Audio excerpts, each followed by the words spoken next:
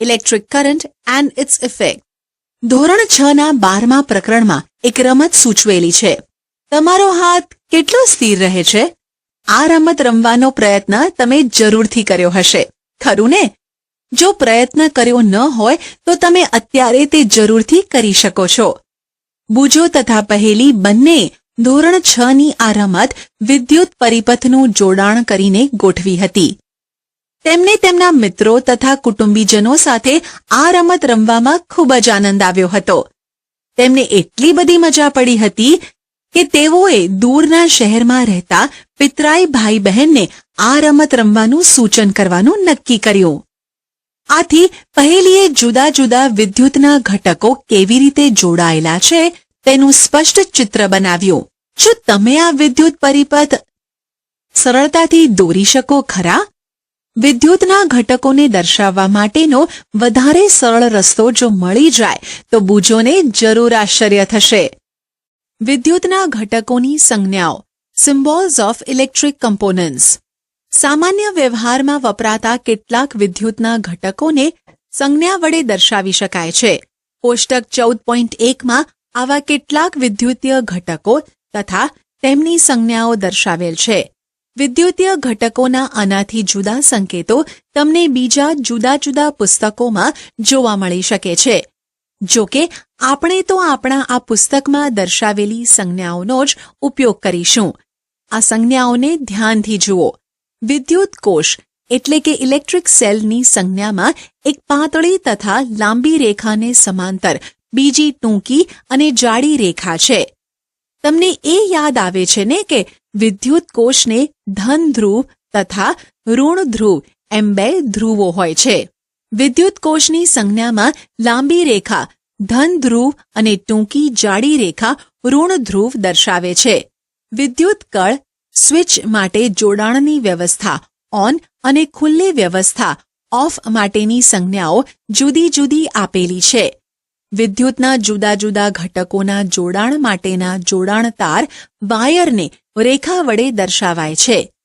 કોષ્ટક 14.1માં વિદ્યુત કોષ બેટરી માટેની સંજ્ઞા પણ આપેલી છે.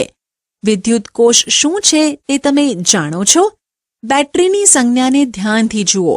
વિદ્યુત કોષ શેની બનેલી હોય છે તે તમે કહી શકો છો?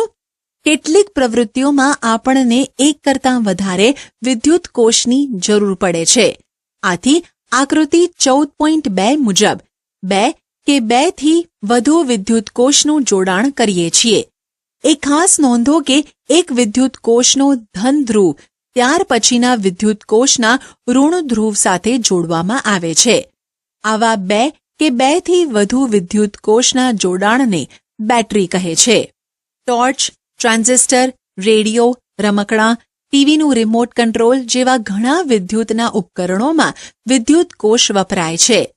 જો કે કેટલાક ઉપકરણોમાં આકૃતિ 14.2માં દર્શાવ્યા મુજબ વિદ્યુત કોષોને હંમેશા એકની પાછળ એક તે રીતે ગોઠવવામાં આવતા નથી. કેટલીક વખત વિદ્યુત કોષોને પાસે ગોઠવવામાં આવે છે. તો પછી વિદ્યુત કોષોના ધ્રુવોને કેવી રીતે જોડવામાં આવે છે? કોઈ વિદ્યુતીય ઉપકરણના વિદ્યુત કોષ રાખવાના ખાનાને ધ્યાનથી નિહાળો તો તમને જણાશે કે એક વિદ્યુત કોષના ધન ધ્રુવને ત્યાર પછી ગોઠવેલા બીજા વિદ્યુત કોષના ઋણ ધ્રુવ સાથે જાડા તાર કે ધાતુની પટ્ટી વડે જોડેલો હોય છે. બેટરીના ખાનામાં વિદ્યુત કોષોને સાચી રીતે ગોઠવવા માટે તમને મદદરૂપ થાય તે માટે પ્લસ અને માઇનસ સંજ્ઞાઓનો નિર્દેશ ત્યાં કરેલો હોય છે. આપણી પ્રવૃત્તિઓ માટે વિદ્યુત કોષોને કેવી રીતે જોડીને બેટરી બનાવી શકીએ? તમે આકૃતિ 14.4માં દર્શાવેલું વિદ્યુત કોષ હોલ્ડર બનાવી શકો. તે માટે લાકડાનો ટુકડો, લોખંડની કે સ્ટીલની 2 પટ્ટીઓ અને રબર બેન્ડની જરૂર પડશે. રબર બેન્ડ ધાતુની પટ્ટીઓને ચુસ્ત રીતે પકડી રાખે તે જરૂરી છે. તમે બજારમાંથી તૈયાર 2 કે તેથી વધુ વિદ્યુત કોષો માટેનું હોલ્ડર લઈને પણ બેટરી બનાવી શકો છો. તેમાં વિદ્યુત કોષોને યોગ્ય રીતે ગોઠવો કે જેથી એક વિદ્યુત કોષનો ધન ધ્રુવ ત્યાર પછીના ક્રમમાં આવતા વિદ્યુત કોષના ઋણ ધ્રુવ સાથે જોડાય. હવે વિદ્યુત કોષ હોલ્ડરમાં આવેલી પાસેની ધાતુઓની પટ્ટીઓને આકૃતિ 14.5 મુજબ વાહક તારના ટુકડાઓ વડે જોડી દો. તમારી બેટરી ઉપયોગ માટે તૈયાર છે. કોષ્ટક 14.1માં બેટરીને દર્શાવવા માટે વપરાતી સંજ્ઞા આપેલી છે. તો ચાલો હવે આપણે કોષ્ટક 14.1ની સંજ્ઞાઓનો ઉપયોગ કરીને વિદ્યુત પરિપથ દોરીએ. પ્રવૃત્તિ 14.1. આકૃતિ 14.7માં બતાવ્યા મુજબ વિદ્યુત પરિપથ બનાવો. ધોરણ 6માં વિદ્યુતનો બલ્બ પ્રકાશ આપે તે માટેનો આના જેવો જ વિદ્યુત પરિપથ વાપર્યો હતો. તમને યાદ છે ને કે વિદ્યુત બલ્બ ત્યારે જ પ્રકાશ આપે છે જ્યારે વિદ્યુત કળ જોડાણની ઓન સ્થિતિમાં જ હોય. જેવી વિદ્યુત કળ ઓન સ્થિતિમાં ખસે છે કે તરત જ વિદ્યુત ગોળો પ્રકાશિત થાય છે. તમારી નોટબુકમાં વિદ્યુત પરિપથને દોરી લો. જુદા જુદા વિદ્યુતના ઘટકોની સંજ્ઞાઓ પરથી તેની વિદ્યુત રેખાકૃતિ પણ દોરો. શું તમારી રેખાકૃતિ આકૃતિ 14.8માં દર્શાવેલ રેખાકૃતિ સાથે સામ્યતા ધરાવે છે? સંજ્ઞાઓની મદદ વડે વિદ્યુત પરિપથની રેખાકૃતિ દોરવી ઘણી જ સરળ બને છે. તેથી આપણે સામાન્ય રીતે વિદ્યુત પરિપથને તેના પરિપથ રેખાકૃતિ વડે જ દર્શાવીએ છીએ. આકૃતિ 14.9માં બીજી વિદ્યુત રેખાકૃતિ દર્શાવેલી છે. શું તે આકૃતિ 14.8માં દર્શાવેલી વિદ્યુત રેખાકૃતિ સાથે સામ્યતા ધરાવે છે? તે કઈ રીતે જુદી પડે છે? શું આ વિદ્યુત પરિપથમાં બલ્બ પ્રકાશિત થઈ શકશે? યાદ કરો કે જ્યારે વિદ્યુત કળ જોડાણની સ્થિતિમાં ઓન હોય અને વિદ્યુત પરિપથ સંપૂર્ણ થયેલો હોય ત્યારે જ બલ્બ પ્રકાશિત થાય છે. બલ્બની અંદર પાતળો તાર હોય છે જેને ફિલામેન્ટ કહે છે. જ્યારે તેમાંથી વિદ્યુત પ્રવાહ પસાર થાય છે ત્યારે તે પ્રકાશ આપે છે. જ્યારે બલ્બ ઉડી જાય, ફ્યુઝ થઈ જાય ત્યારે તેનો ફિલામેન્ટ તૂટી જાય છે. જો બલ્બની અંદર રહેલો ફિલામેન્ટ તૂટી જાય તો શું પરિપથ પૂર્ણ ગણાય? શું બલ્બ આ સંજોગોમાં પણ પ્રકાશ આપતો રહેશે? તમે કદાચ નોંધ કરી હશે કે પ્રકાશ આપતો વિદ્યુત બલ્બ ઉષ્ણ એટલે કે હૂંફાળો બની જાય છે. તમે જાણો છો શા માટે? નોંધ કરો કે વિદ્યુત કળ અથવા સ્વિચને પરિપથમાં ગમે તે સ્થાને ગોઠવી શકાય છે. જ્યારે વિદ્યુત કળ જોડાણની ઓન અવસ્થામાં હોય ત્યારે બેટરીના ધન છેડાથી બેટરીના ઋણ છેડા સુધીનો પરિપથ પૂર્ણ થાય છે. આવા પરિપથને બંધ પરિપથ કહે છે અને તરત જ પરિપથમાં વિદ્યુત પ્રવાહ વહેવા લાગે છે. જ્યારે સ્વિચ ખુલ્લી ઓફ અવસ્થામાં હોય ત્યારે પરિપથ પૂર્ણ થતો નથી. તેને ખુલ્લો પરિપથ કહે છે. આ પરિપથના કોઈ પણ ભાગમાં વિદ્યુત પ્રવાહ વહેતો નથી. ચેતવણી: વિદ્યુતના મુખ્ય જોડાણ સાથે જોડેલા પ્રકાશિત વિદ્યુત બલ્બને ક્યારેય પણ અડકશો નહીં. તે ઘણો ગરમ હોઈ શકે અને તમારા હાથને ખરાબ રીતે દઝાડી શકે છે. વિદ્યુતના મુખ્ય પુરવઠા એટલે કે સપ્લાય, વિદ્યુત જનરેટર કે ઇન્વર્ટર સાથે પ્રયોગો કરશો નહીં. તમને વિદ્યુતનો શોક એટલે કે ઝટકો લાગી શકે છે જે ખતરનાક છે. અહીં દર્શાવેલી દરેક પ્રવૃત્તિઓમાં માત્ર વિદ્યુત કોષોનો જ ઉપયોગ કરવો. વિદ્યુત પ્રવાહની ઉષ્મીય અસર, heating effect of electric current. પ્રવૃત્તિ 14.2. એક વિદ્યુત કોષ, વિદ્યુત બલ્બ, વિદ્યુત કળ અને જોડાણ માટેના તાર લો. આકૃતિ 14.9 મુજબ વિદ્યુત પરિપથ તૈયાર કરો. આ પ્રવૃત્તિ માત્ર એક જ વિદ્યુત કોષનો ઉપયોગ કરીને કરવાની છે. વિદ્યુત કળને ખુલ્લી ઓફ સ્થિતિમાં રાખો. શું વિદ્યુત બલ્બ પ્રકાશે છે? બલ્બનો સ્પર્શ કરો. હવે વિદ્યુત કળને જોડાણની ઓન સ્થિતિમાં લાવો અને વિદ્યુત બલ્બને આશરે 1 મિનિટ પ્રકાશવા દો. ફરીથી બલ્બનો સ્પર્શ કરો. તમને કોઈ ફેરફારનો અનુભવ થાય છે? વિદ્યુત કળને ફરી ખુલ્લી ઓફ સ્થિતિમાં લાવીને ફરીથી બલ્બનો સ્પર્શ કરો. આકૃતિ 14.10માં બતાવ્યા મુજબ વિદ્યુત પરિપથ તૈયાર કરો. આશરે 10 સેન્ટીમીટર લંબાઈનો નિક્રોમ ધાતુના તારનો ટુકડો લઈને બંને ખિલ્લીઓ વચ્ચે બાંધી દો. વિદ્યુતના સાધનોનું રિપેરિંગ કરતી દુકાન પરથી તમને નિક્રોમનો તાર મળી રહેશે. અથવા ઇલેક્ટ્રિક હીટરની નકામી થઈ ગયેલી કોઇલનો તાર પણ વાપરી શકો છો. તારનો સ્પર્શ કરો. હવે વિદ્યુત કળને જોડાણની ઓન સ્થિતિમાં લાવીને વિદ્યુત પરિપથમાં વિદ્યુત પ્રવાહ વહેવા દો. થોડી સેકન્ડ પછી તારનો ફરી સ્પર્શ કરો. તાર પર હાથને લાંબો સમય અડકાવીને રાખતા નહીં. વિદ્યુત પ્રવાહને કળ વડે વહેતો બંધ કરો. થોડીક મિનિટો પછી ફરીથી તારનો સ્પર્શ કરો. જ્યારે તારમાંથી વિદ્યુત પ્રવાહ પસાર થતો હોય ત્યારે તે ગરમ થાય છે.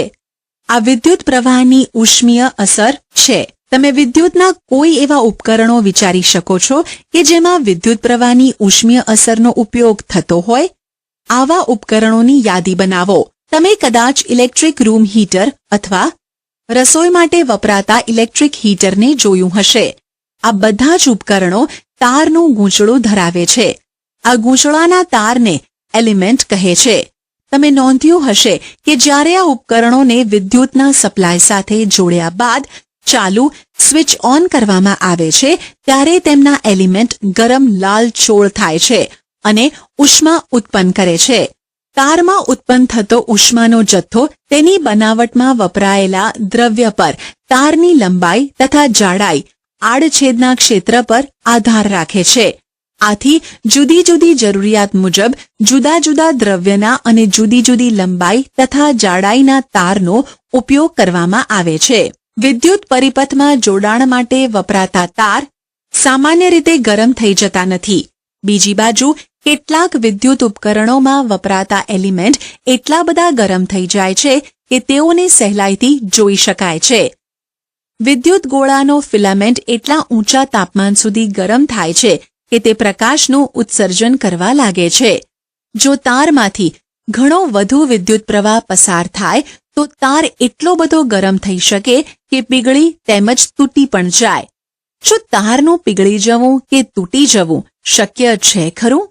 ચાલો આપણે તે ચકાસીએ. સાવચેતી. વિદ્યુત કળને લાંબા સમય જોડાણની સ્થિતિમાં રાખશો નહીં અથવા તો વિદ્યુત કોષ ઝડપથી નબળો પડી શકે છે. વિદ્યુતની ઇસ્ત્રીમાં આવેલા એલિમેન્ટને બૂજો જોઈ શક્યો નહીં. પહેલીએ તેને કહ્યું હતું કે પાણી ગરમ કરવા માટેનું તેમાં મૂકવાનું હીટર, હોટ પ્લેટ, ઇસ્ત્રી, ગીઝર, ઇલેક્ટ્રિક કિટલી, હેર ડ્રાયર વગેરે વિદ્યુતના ઉપકરણો તેમની અંદરના ભાગમાં એલિમેન્ટ ધરાવતા હોય છે. તમે કોઈ ઉપકરણમાં એલિમેન્ટ કદી જોયું છે ખરું? પ્રવૃત્તિ 14.4. પ્રવૃત્તિ 14.3 માટે આપણે વાપરેલો પરિપથ ફરીથી બનાવો. જો કે તેમાં વિદ્યુત કોષને સ્થાને 4 વિદ્યુત કોષ ધરાવતી બેટરી ગોઠવો. વળી નાઇક્રોમ તારના સ્થાને સ્ટીલ વૂલનો પાતળો તાંતળો બાંધો. સ્ટીલ વૂલનો ઉપયોગ વાસણોને સાફ કરવા માટે થાય છે, જે સામાન્ય રીતે કરિયાણાની દુકાનમાંથી મળી રહે છે. જો ઓરડામાં કોઈ પંખો ચાલુ હોય તો તેને બંધ કરી દો. હવે વિદ્યુત પરિપથમાં થોડોક સમય વિદ્યુત પ્રવાહને વહેવડાવો. સ્ટીલ વૂલના તાંતણાનું ધ્યાનથી નિરીક્ષણ કરો. શું થયું તેની નોંધ કરો. શું સ્ટીલ વૂલનો તાંતળો પીગળી ગયો કે તૂટી ગયો?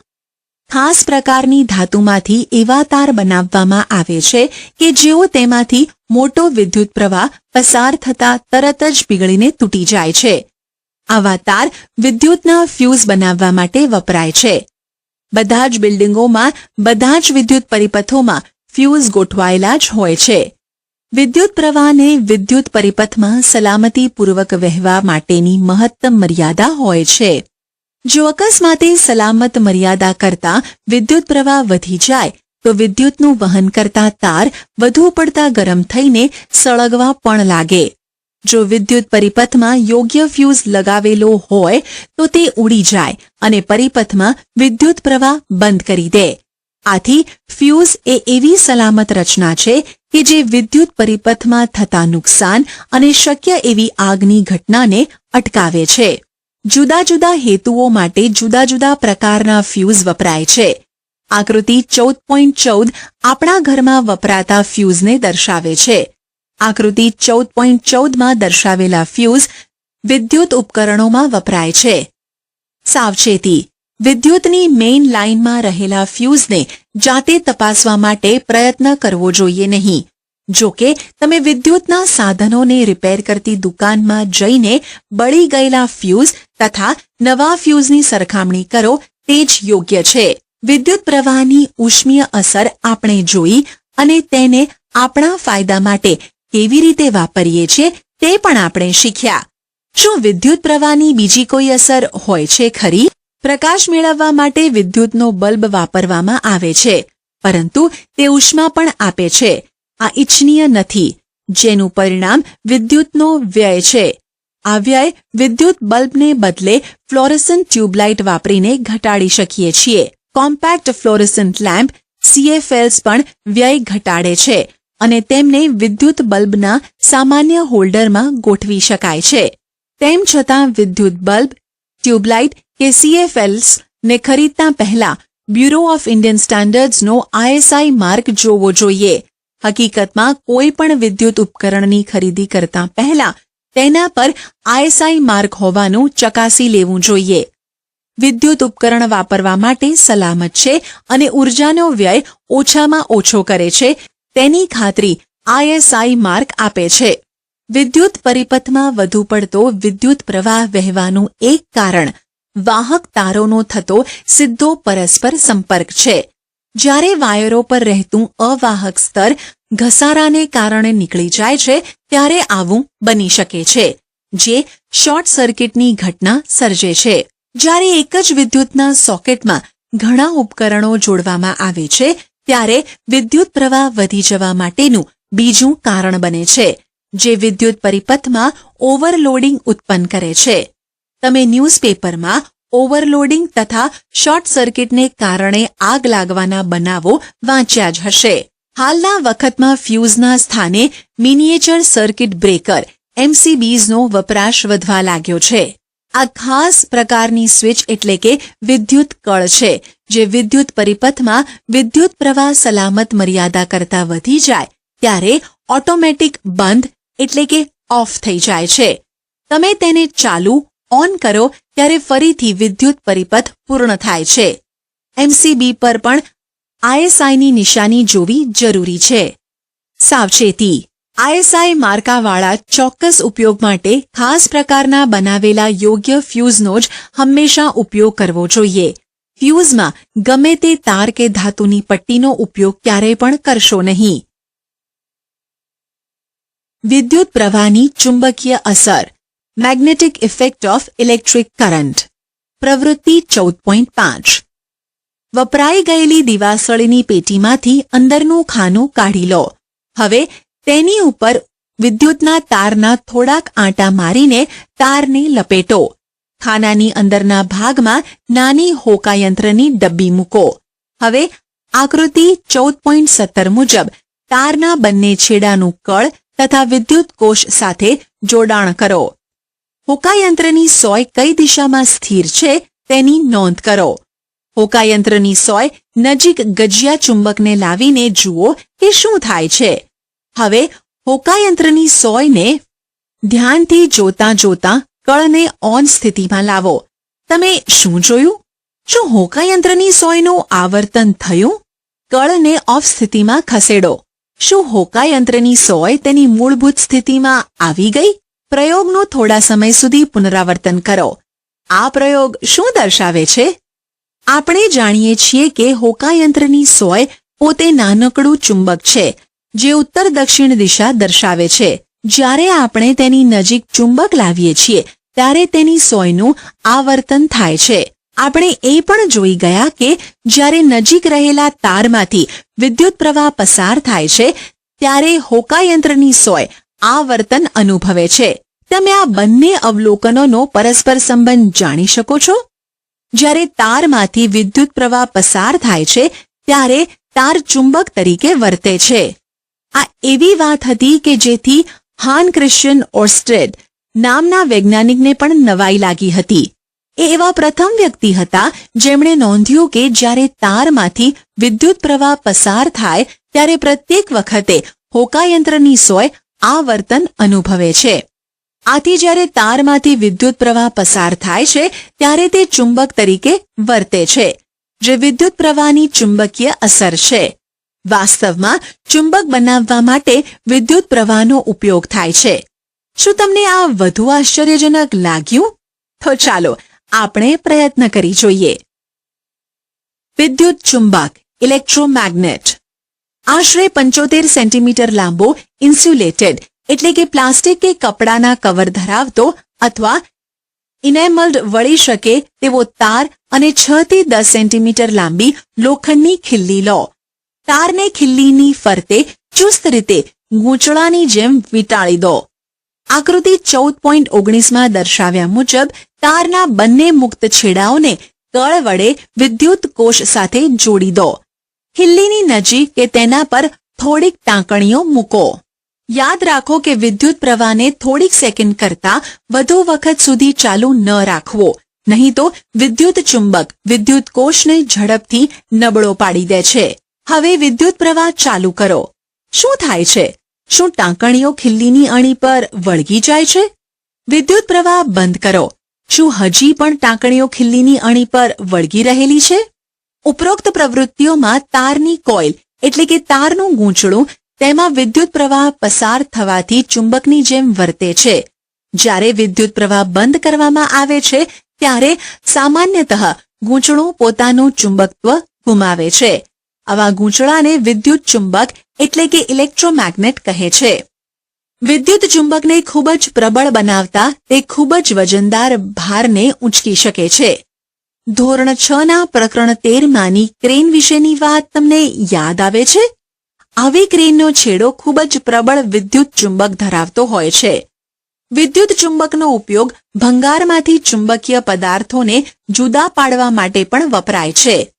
અકસ્માતે આંખમાં પડી ગયેલા ઝીણા લોખંડના રજકણને દૂર કરવા ડોક્ટરો નાના વિદ્યુત ચુંબકનો ઉપયોગ કરે છે. ઘણા રમકડા પણ તેની અંદરના ભાગમાં વિદ્યુત ચુંબકો ધરાવે છે. વિદ્યુત ઘંટડી ઇલેક્ટ્રિક બેલ વિદ્યુત ઘંટડીથી આપણે સારી રીતે પરિચિત છીએ. તેમાં વિદ્યુત ચુંબક આવેલું હોય છે. તો ચાલો જોઈએ કે તે કેવી રીતે કાર્ય કરે છે. આકૃતિ 14.20 વિદ્યુત ઘંટડીને તેના વિદ્યુત પરિપથ સાથે દર્શાવેલી છે. તે લોખંડના ટુકડા પર વીંટાળેલા વિદ્યુતના તારનું ગૂંચળું ધરાવે છે. ગૂંચળું વિદ્યુત ચુંબક તરીકે વર્તે છે. વિદ્યુત ચુંબકની નજીક એક છેડા પર હથોડી જેવી રચના ધરાવતી લોખંડની પટ્ટી નજીકના ભાગમાં ગોઠવેલી હોય છે. લોખંડની પટ્ટીની નજીક સંપર્ક સ્ક્રૂ આપેલો હોય છે. જ્યારે લોખંડની પટ્ટી સ્ક્રૂના સંપર્કમાં હોય છે ત્યારે કોઇલમાંથી વિદ્યુત પ્રવાહ પસાર થતાં કોઇલ વિદ્યુત ચુંબક બને છે. ત્યારબાદ તે લોખંડની પટ્ટીને આકર્ષે છે. આ પ્રક્રિયામાં પટ્ટીના છેડા પર રહેલી હથોડી સ્ટીલની કટોરી સાથે અથડાય છે અને અવાજ ઉત્પન્ન કરે છે. જો કે વિદ્યુત ચુંબક લોખંડની પટ્ટીને આકર્ષે છે તે વખતે તે વિદ્યુત પરિપથમાં ભંગાણ સર્જાય છે. ગૂંચળામાંથી વહેતો વિદ્યુત પ્રવાહ અટકી જાય છે. શું હવે ગૂંચળું વિદ્યુત ચુંબક તરીકે રહે છે? ગૂંચળું હવે વિદ્યુત ચુંબક તરીકે રહેતું નથી. તે લોખંડની પટ્ટીને આકર્ષી શકતું નથી. લોખંડની પટ્ટી તેના મૂળ સ્થાને પાછી આવતા તે ફરીથી સ્ક્રૂના સંપર્કમાં આવે છે, જે વિદ્યુત પરિપથ પૂર્ણ કરે છે. વિદ્યુત પરિપથમાં વિદ્યુત પ્રવાહ વહેતા ફરીથી હથોડી સ્ટીલની કટોરી સાથે અથડાય છે.